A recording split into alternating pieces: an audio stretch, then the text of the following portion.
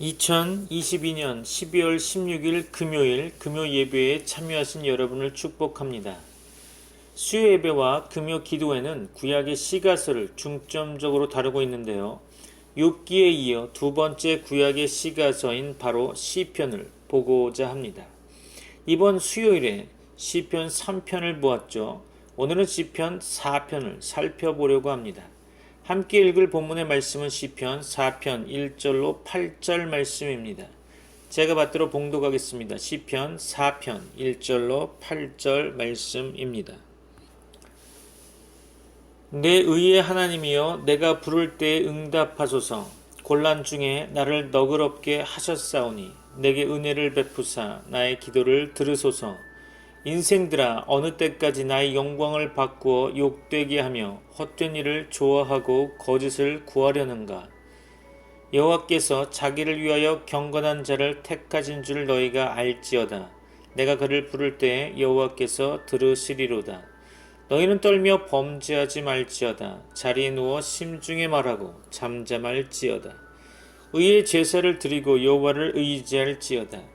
여러 사람의 말이 우리에게 선을 보일 자 누구뇨 하오니 여호와여, 주의 얼굴을 들어 우리에게 비추소서. 주께서 내 마음에 두신 기쁨은 그들의 곡식과 새 포도주가 풍성할 때보다 더하니이다. 내가 평안히 눕고 자기도 하리니 나를 안전히 살게 하신 이는 오직 여호와이시니이다. 아멘.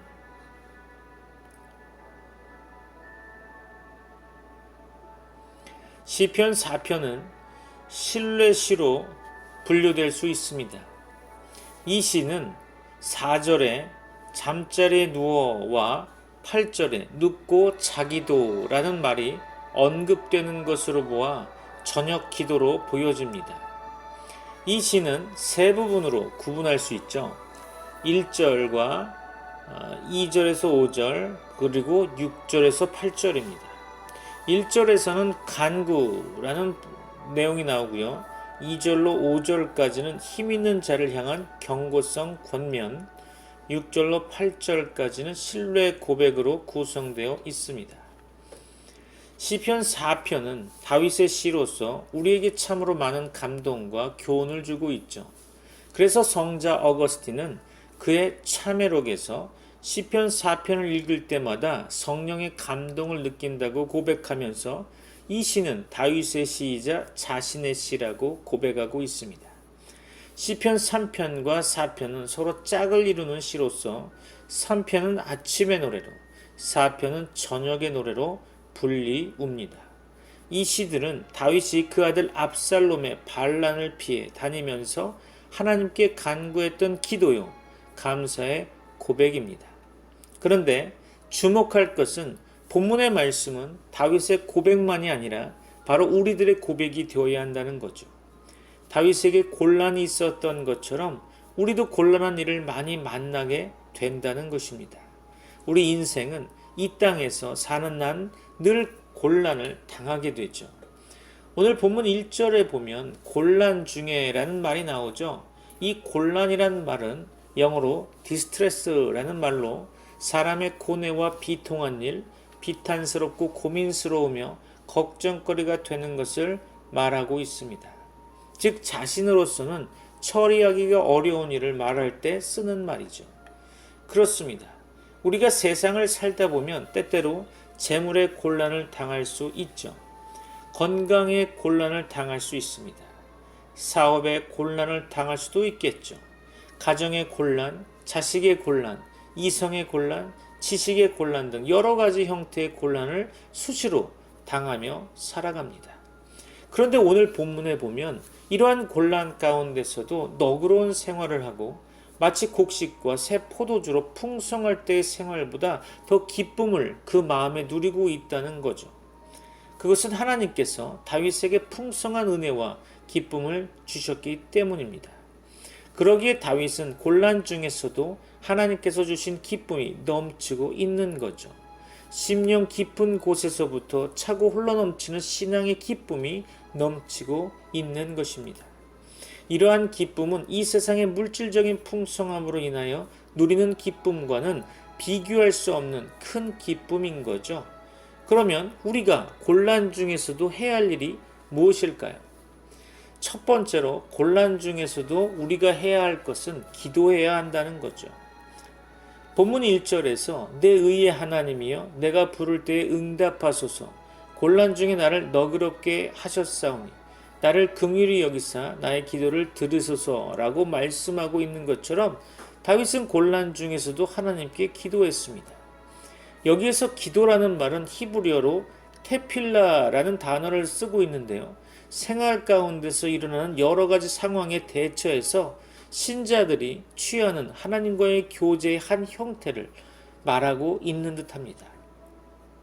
사람이 살아가다가 아무데도 갈 데가 없이 막막할 때 무릎을 꿇게 되는 것이 기도죠. 오늘 본문에서 다윗은 큰 곤란을 당했을 때 기도했습니다. 하나님이여 내가 부를 때에 응답하소서 나를 긍휼히 여기사 나의 기도를 들으소서. 이 기도로 그는 곤란 가운데서 큰 기쁨을 얻어 승리하게 된 것입니다. 곤란은 우리에게 기도하라고 주시는 신호입니다. 그러므로 우리는 곤란 중에서도 기도해야 할 것입니다. 사랑하는 성도 여러분, 우리의 기도를 들어주실 하나님이 계시다는 것이 얼마나 큰 행복이요 축복인지 모릅니다. 사무엘상 7장에서 사무엘은 이스라엘 백성과 함께 미스바 광장에서 금식하며 성회로 모였습니다. 블레셋은 이 호기를 틈타 대군을 이끌고 침략해 왔었죠. 그때 사무엘은 여호와께 번제를 드리고 부르짖으며 기도했습니다. 그리고 그들과 나아가 싸웠죠. 하나님께서는 이스라엘에게 승리를 주셨고 잃어버렸던 땅을 회복시켜 주셨습니다. 사무엘은 이 전쟁을 기념하여 비석을 세우고 이를 에베네셀, 하나님이 여기까지 우리를 도우셨다라고 불렀습니다. 그런데 이 비석을 어찌 사무엘만 세워야 하겠습니까? 여호와를 의뢰하면 저와 여러분에게도 이런 은혜를 주실 줄로 믿습니다. 갈멜산에서 엘리야에게 응답하셨던 하나님이 우리의 기도에도 응답하실 것입니다. 우리는 기도에 대해 잘못된 편견을 가지고 있는 경우가 많죠. 어떤 분은 위기를 만날 때만 기도합니다. 평안할 때는 기도할 제목이 없다는 거죠. 바쁘면 시간이 없어서, 슬프면 괴로워서, 기쁘면 너무 좋아서, 한가하면 즐기다 보니 기도할 틈이 없어 기도하지 못하겠다고 합니다. 그러다 보니 인간적인 방법과 수단이 앞서고 하나님을 의지하고 기도하는 일은 뒤로 미루게 되죠. 그러나 기도하지 않고 기도의 응답을 체험하지 못하고 어떻게 영적인 성숙과 기쁨을 얻을 수 있겠습니까? 우리 모두 기도의 중요성과 기도의 능력을 체험하고 응답하시는 하나님이 계시다는 사실을 확신하면서 기도의 자리로 나아가야 할 것입니다. 교회에 모여서 뿐만 아니라 개인적으로 또는 가족과 함께 기도할 수 있는 시간과 장소를 마련하고 함께 기도함으로써 기도 응답의 기쁨을 체험하시기 바랍니다. 두 번째, 곤란 중에서도 우리가 해야 할 것은 경건해야 한다는 거죠. 본문 2절로 3절 말씀에서 인생들아 어느 때까지 나의 영광을 변하여 욕되게 하며 허사를 좋아하고 괴요를 구하겠는고 여호와께서 자기를 위하여 경건한 자를 택하신 줄 너희가 알지어다.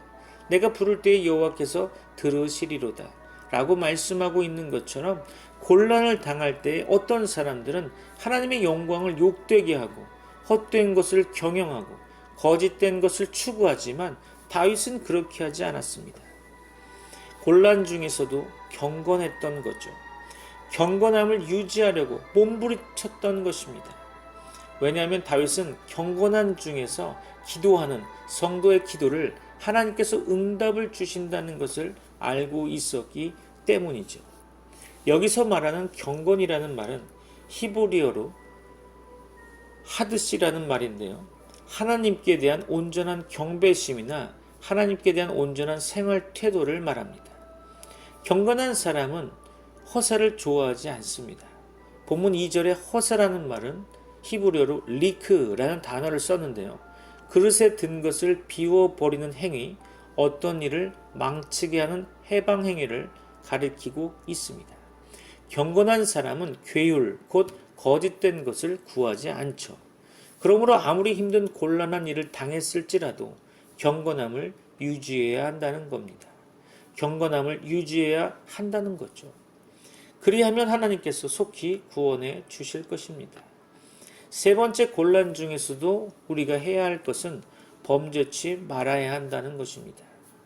본문 4절에서 너희는 떨며 범죄치 말지어다. 자리에 누워 심중에 말하고 잠잠할지어다. 라고 말씀하고 있는 것처럼 곤란 중에서도 범죄하지 말아야 한다는 거죠. 곤란 중에 범죄하지 말아야 할 것이 여러 가지가 있겠으나 말하는 것을 조심해야 할 것입니다. 곤란을 당했을 때는 말을 삼가해야 한다는 거죠. 어떤 사람이 살다가 곤란을 당하면 할 말, 못할 말을 가리지 않고 마구잡이로 하고 합니다. 그러나 우리는 그렇게 하지 말아야 한다는 거죠. 그렇게 하면 돌이킬 수 없는 실수를 범하거나 이를 더 크게 만들어서 더욱 곤란해질 수 있기 때문이죠. 다윗은 곤란 중에서도 입술로 범죄하지 않고 자기 마음에 생각하기를 잠잠하다라고 말합니다. 이는 혀를 제어하여 하나님께 범죄하지 않기를 원하고 있는 거죠. 바로 이것이 성도의 올바른 태도일 겁니다. 네 번째 곤란 중에서도 우리가 해야 할 것은 예배를 드려야 한다는 거죠. 본문 5절에서 의의 제사를 드리고 여호와를 의뢰할지어다 라고 말씀하고 있는 것처럼 곤란 중에서도 예배를 드려야 하는 거죠. 어떤 사람은 곤란에 처하게 되면 하나님께 예배를 드리는 것을 잃어버립니다. 그러나 다윗은 곤란 중에서도 의의 제사를 하나님께 드렸다고 표현되고 있죠. 여기서 말씀하고 있는 의의 제사란 형식적이거나 습관적인 예배가 아니라 마음을 찢고 상한 심령으로 회개하는 진실된 예배를 말하고 있죠. 하나님께 예배한다는 것은 그를 의뢰하고 신뢰한다는 의미입니다. 예배에 실패한 사람은 그 인생 모두를 실패한 사람이죠. 아울러 예배에 성공한 사람은 그 인생 모두가 성공한 사람입니다. 그런데 참으로 안타까운 사실은 어려운 일을 당하면 예배에 대해서 별로 관심을 갖지 않고 있다는 거죠. 어려우면 어려울수록 더 하나님을 가까이 하고 하나님의 말씀을 가까이 하며 예배를 드려야 하는데 그렇게 살지 못하는 사람들이 주변에 너무나도 많이 있죠.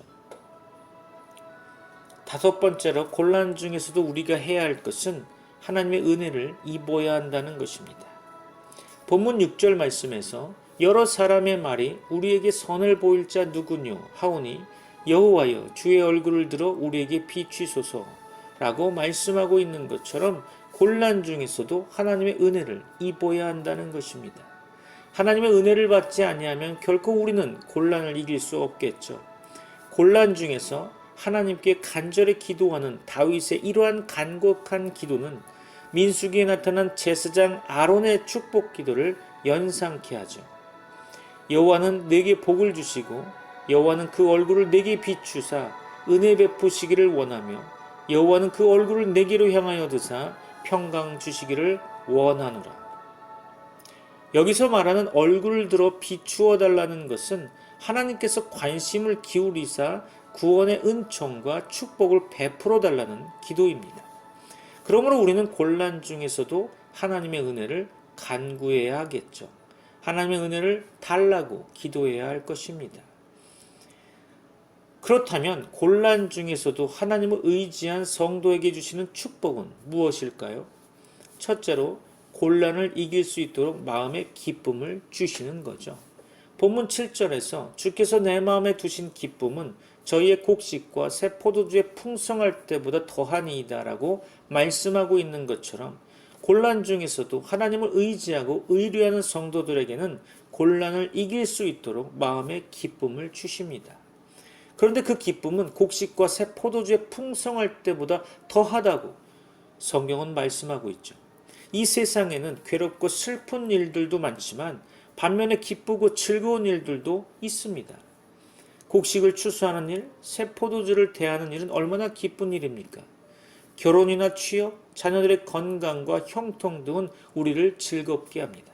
그러나 다윗은 주님께서 내 마음에 두신 기쁨은 이처럼 세상에 줄 수 있는 어떤 향락이나 즐거움보다 더 크다는 사실을 노래하고 있죠. 다윗은 괴롭고 슬프고 비통한 일을 당하고 있지만 그럼에도 불구하고 주님께서 자신의 마음속에 주신 그 기쁨은 빼앗아갈 수가 없다고 고백하고 있습니다. 주님이 주신 기쁨이야말로 사막에서 솟아나는 샘물과 같다는 거죠. 여호와를 의뢰할 때 이런 기쁨을 주실 줄 믿습니다. 아직 기뻐할 수 있는 여건이 회복되지 않았다 할지라도 나아가 어떤 환경과 여건 가운데서도 그 조건 때문이 아니라 하나님이 내 마음에 두신 기쁨으로 인하여 즐거워하는 여러분 되시기를 바랍니다. 이 기쁨은 새 포도주를 마시고 즐기는 것보다도 더한 기쁨인 것입니다. 여호와를 의뢰함으로써 성령의 은사인 희락의 열매가 여러분에게 충만하시기를 원합니다. 둘째로 곤란을 이길 수 있도록 마음의 평안을 주신다는 거죠. 본문 8절 말씀에서 내가 평안히 눕고 자기도 하리니 나를 안전히 거하게 하시는 이는 오직 여호와시니이다 라고 말씀하고 있는 것처럼 곤란 중에서도 하나님을 의지하고 의뢰하는 성도에게 하나님께서는 평안을 주십니다. 그래서 다윗은 평안히 눕고 자기도 했죠. 다윗은 하나님만 자기 자신을 안전하게 거하게 하시는 분임을 그 분이라는 그 사실을 알고 있었기 때문이죠. 다윗은 압살롬의 군대에 쫓겨나 경호원들만 데리고 도망하는 상황에서 과연 어떤 사람이 평안히 누울 수 있겠습니까? 어떻게 평안히 잠이 들 수 있다는 겁니까? 그러나 다윗은 그런 상황에서 평안히 누워 숙면을 취하고 있었죠. 어떻게 이런 일이 가능할까요? 그것은 바로 다윗으로 하여금 안전하게 하시는 하나님께서 계셨기 때문입니다.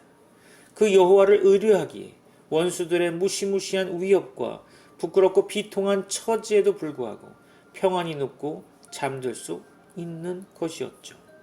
이것이 여호와를 의뢰하는 자에게 주시는 축복인 것입니다. 여러분, 잠을 자려고 해도 잠들지 못하는 고통을 경험해 보셨습니까? 잠 못 드는 고통은 겪어보지 않으면 모릅니다. 그렇기에 다윗은 주께서 사랑하시는 자에게 잠을 주신다고 노래하고 있죠. 하나님께서 안전하게 하실 때 우리는 평안히 눕고 잠들 수 있는 것입니다. 이것이 바로 우리가 여호와를 의뢰해야 할 이유인 거죠. 개인은 물론 사회와 국가의 안전도 하나님이 주십니다. 사단은 이런 안전을 계속 방해하고 파괴하지만 여호와는 우리의 선한 목자가 되셔서 푸른 초장, 맑은 물가로 인도하시고 우리를 거기 눕게 해주십니다. 환난을 당해도 편히 쉴 수 있고 사방으로 우겨쌈을 당해도 쌓이지 않습니다. 성경은 너희 안에 계신 이가 세상보다 크다라고 선언하고 있습니다. 주님은 세상에서 너희가 환난을 당하나 담대하라. 내가 세상을 이겼다라고 말씀하십니다. 오늘 본문의 말씀을 좀 다른 각도로 정리해 보려고 하는데요. 1절에서 시인은 하나님을 자신의 의로움을 지켜주시는 하나님이라 부르면서 자신의 간구를 시작하고 있죠. 시인은 아마도 고발을 당한 상태로 보여집니다. 그러나 시인은 스스로 의로운 삶을 살았음을 주장하고 있죠. 시인은 자신이 곤경에 처했을 때 자신을 구해준 하나님을 상기하고 있습니다. 이에 근거해서 동일한 하나님께 간구하고 있죠. 2절의 인생들은 히브리어로 분의 이쉬라고 합니다. 이는 시편 49편 2절, 62편 9절의 비천한 자를 가리키는 분의 아담과 대조되는 존귀한 자, 즉 부유하고 힘 있는 사람을 일컫는 단어입니다. 분의 이쉬. 무고하지만 힘없는 시인은 힘 있는 자들에게 억울한 곤욕을 당하고 있죠. 이 유력자들은 시인의 명예를 실추시키고 헛된 일을 좋아하고 거짓을 찾아 나서는 자들이죠. 그들은 근거 없는 비난과 고소를 거짓말로 만들어서 그 행위를 마다하지 않고 있는 거죠. 3절은 힘 있는 원수들에 대한 시인의 무기를 보여주고 있죠. 시인의 무기는 바로 하나님에 대한 신앙입니다. 시인은 여호와께서 자신을 위하여 경건한 자를 택하셨다는 사실과 경건한 자가 기도하면 여호와께서 반드시 응답하신다는 확신을 갖고 있습니다. 원수의 사법적 무기에 시인은 신앙의 무기로 대응하고 있는 거죠. 시인은 4절에서 5절까지의 말씀 속에서 원수들을 향하여 6가지 경고성 권면을 하고 있습니다.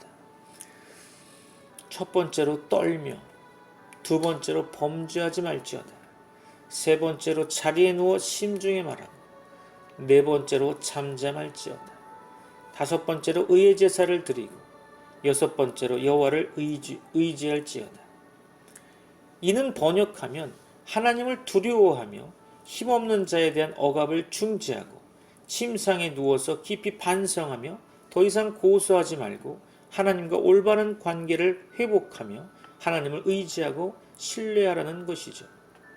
6절로 8절 말씀은 하나님에 대한 시인의 신뢰 고백을 보여주고 있습니다. 우선 시인은 많은 사람들이 말하는 절망적인 상태를 인용하고 있죠. 우리에게 선을 보일 자 누구뇨? 여기서 선이라고 하는 것은 인간의 삶에서 필수적인 것들을 통칭하고 있죠. 특히 생계가 위협받는 상황에서는 이러한 회의와 의심은 여기저기서 터져 나올 겁니다. 과연 인간의 생존을 책임지고 있는 하나님은 존재하는가? 이때 시인은 친히 자신의 얼굴을 들어 우리에게 비추시는 은혜와 평강을 주시는 하나님을 향하고 있습니다. 7절에서 시인은 하나님이 주시는 기쁨이 곡식과 새 포도주가 풍성할 때보다 더 기쁘다고 고백하고 있죠. 곡식과 새 포도주는 하나님의 축복의 표지이고 물질적인 부이며 세상적인 기쁨의 상징이라 생각됩니다.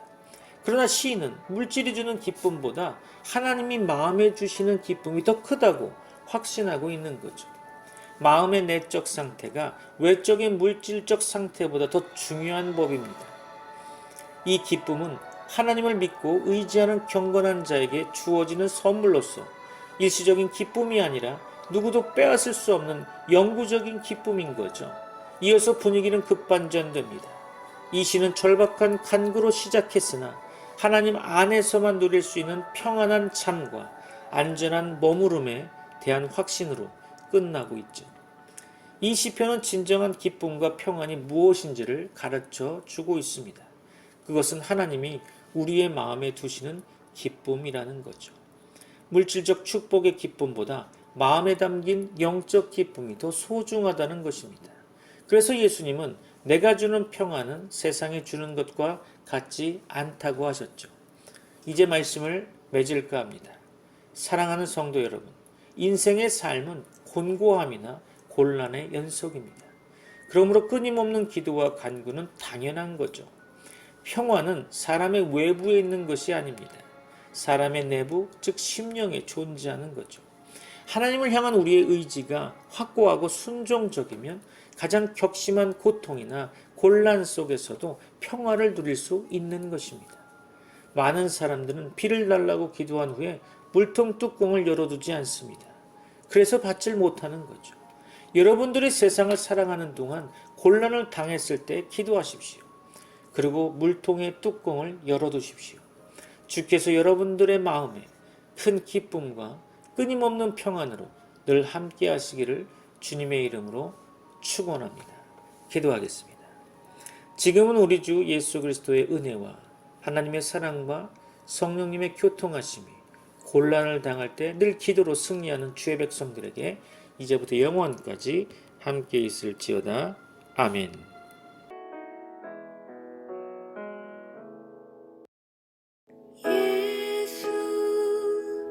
가장 귀한 그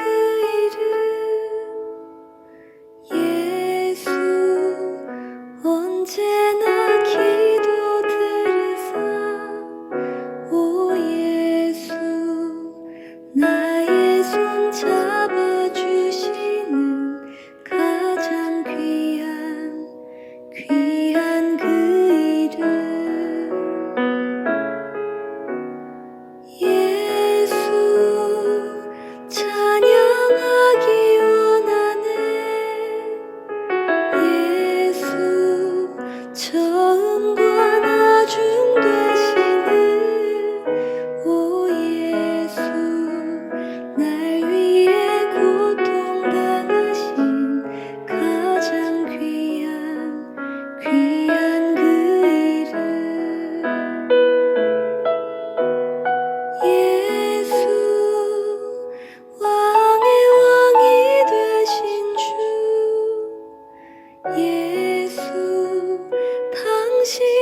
끝